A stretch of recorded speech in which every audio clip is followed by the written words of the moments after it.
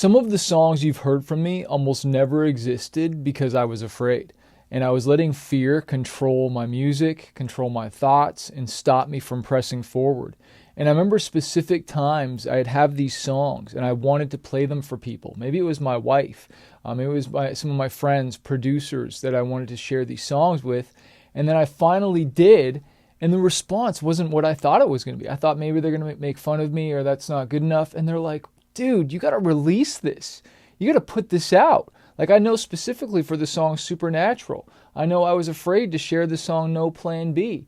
There's the verse melodies I remember in Renegade, and just some of my biggest songs almost didn't even happen. I was in the studio on my 40th birthday, and when we recorded Stones, and I remember shouting out the idea, well, I have this idea, you can't touch this. And we ended up taking that and making that a really big hook that like got massive play on a Sirius XM Octane. And so what am I saying with this is that sometimes your ideas that you're sitting on, these dreams that you're sitting on, fear is a liar and it's just trying to hold you back from moving forward. One of the biggest scriptures that changed it for me was 2 Timothy 1:7 that says, I wasn't born with a spirit of fear, but a spirit of power, of love, and of a sound mind. And when you got that power, when you know you've got something, you got to believe it. You're going to take action. When you have a sound mind, it's like clarity. It's like clear, I am going to do this. And sometimes you don't always have that. Sometimes you don't always feel that. And that's why you got to train yourself to feel the fear and do it anyways. Because normally when you're afraid to do something, that means you're stepping out of your comfort zone. And maybe you just need to take that step of faith. And the Bible talks about how it's impossible to please God without faith. You got to believe in the things that you can't see. I couldn't see the song as a hit. I couldn't see me living here or doing this or being married. I couldn't see it yet. Well, you got to build that faith up and build that vision and that clarity until you just do it, right? And I wrote something down because we've all been in a dark place. And I don't know where you are right now.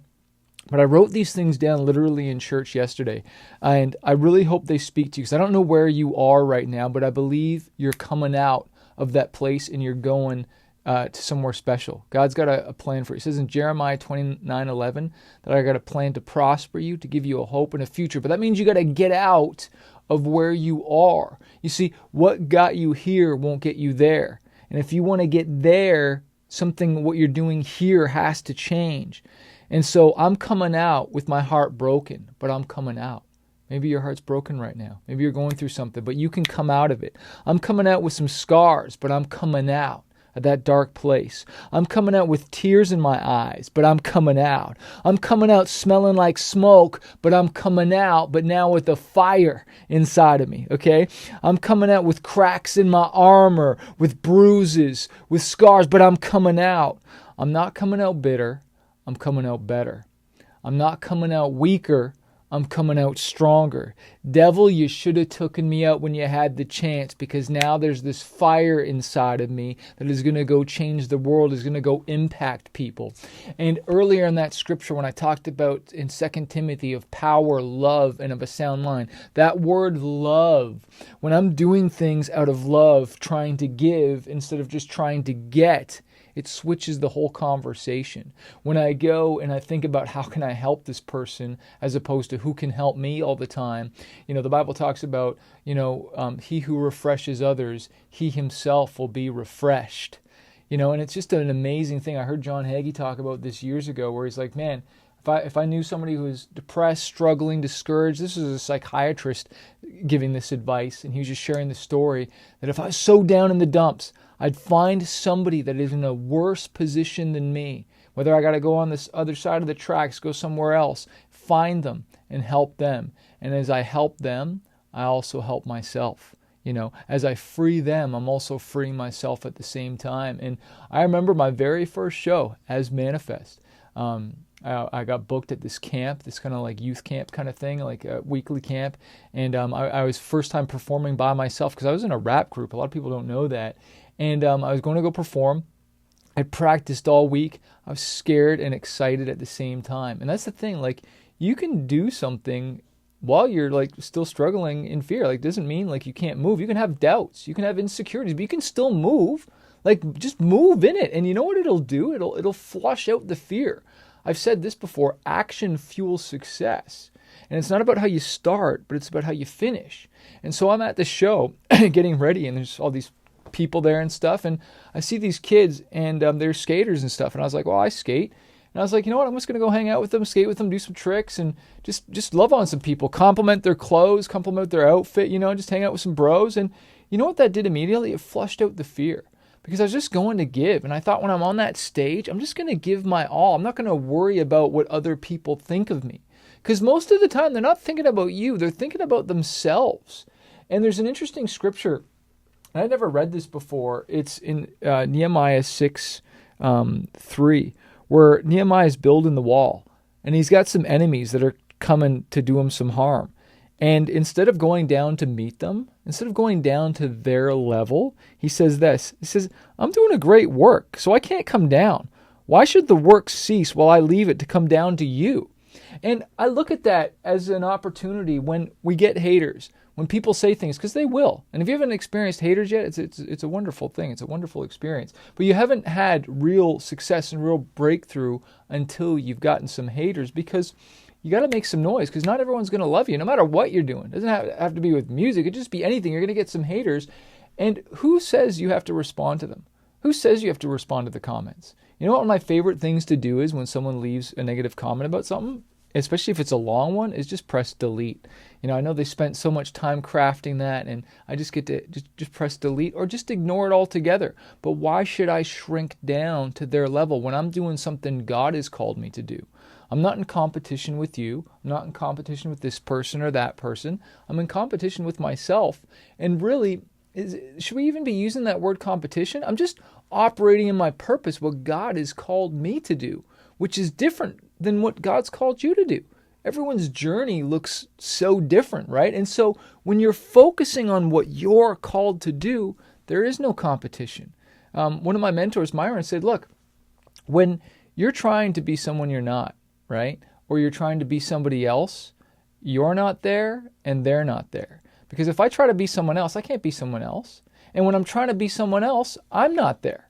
So when I'm trying to be that person, they're not there and I'm not there. So who's there? Nobody. And so that's why you want to just be the authentic you and what you're called to do. And maybe you're trying to figure that out today. You're like, okay, do I do this or I do that? Just take a step. Who cares if you make a mistake? I promise you, you will make lots of mistakes. But you know what? Proverbs 24:16, and I'm going to pull this one up because this is one of my favorite ones, favorite verses. I could just recite it, but I want to actually read it to you because this is just really picks me up. And I'm getting refreshed just sharing this with you. 24:16, for a righteous man falls 7 times and rise again. You just rise again, man. You're going to fall down. Get up and go again, man. Get up and go again and go again and go again. How do you beat a man or woman that doesn't stop? Hey, I hope you've enjoyed this video so far. I just wanted to pause it for a minute to tell you about this life-changing book, From Red to Black. If you know you're called to more, but finances keep getting in the way or telling you to put off that dream, then you need to read this book. It is the financial roadmap to how to achieve financial freedom. Me and my wife were $30,000 plus in bad debt, and we learned how to pay it off by increasing our income, creating multiple streams of income, which I call Swiss dollars. There's a whole chapter in here called Swiss dollars, which stands for sales while I sleep soundly. What I've learned is if you don't work hard on your dreams, you're always going to be employed by other people to work on their dreams. So this is a full color hardcover copy. I'll put the link below this. We'd love to get you this in your hands. I know it'll help you out. Let's jump back into the video. Joshua 1:8, I want to read you this because this is one of my favorite ones, and I want to remind myself of this as well too. It says Joshua 1:7, or let's go to 5. And this is God talking to Joshua. Moses just died, right? And he says, no man shall be able to stand before you all these days of your life. As I was with Moses, so I'll be with you. I will never leave you nor forsake you. Be strong and of good courage. Take courage. Take courage, okay? In 7, only be strong and very courageous. Be strong and courageous. Be strong and courageous. Have I not commanded you? Be strong and of good courage. Do not be afraid or dismayed, for the Lord your God is with you wherever you go. And sometimes I got to remind myself, about that. I got to remind myself that God is with me. If he's for me, who could be against me? If every good and perfect gift is from above, like, do I believe that I'm really God's son and that he wants the best for me? He doesn't just want me to go to heaven. He wants me to have some heaven on earth. He wants me to do something. He wants me to impact people. He wants me to make a difference. He's called you to do something. We know that he's called us to make disciples, to tell people about Jesus. And there's only one way to heaven. I was reading this in this book, another book. This was wild to me. I want to share this with you because if you don't know Jesus, it's really, really interesting. It says, Jesus says in John 14:6, Jesus declared, I am the way, the truth, and the life. No one comes to the Father except through me. He says again, to say that all paths lead to one destination is the practical equivalent of saying all freeways take you to the same city or all flights end at the same destination. You need to get on a specific freeway or board the specific flight that coincides with your destination. Okay? It may be appealing and cool to say, well, whatever you believe, you're going to end up in heaven, but it's not true. In Revelation 2:7, Jesus promised, he who has an ear, let him hear. Okay? And so it's amazing, like, Jesus is the only way, the truth, and the life. If you don't know him, accept him in your heart. Say, confess that Jesus is Lord and believe that God raised him from the dead. And that peace that surpasses all understanding will come on your life. God will give you clarity. And so I just encourage you, keep fighting this battle. I always like to say a fighter isn't someone who never fails. A fighter is someone who never quits. And you're not a failure as long as you don't give up.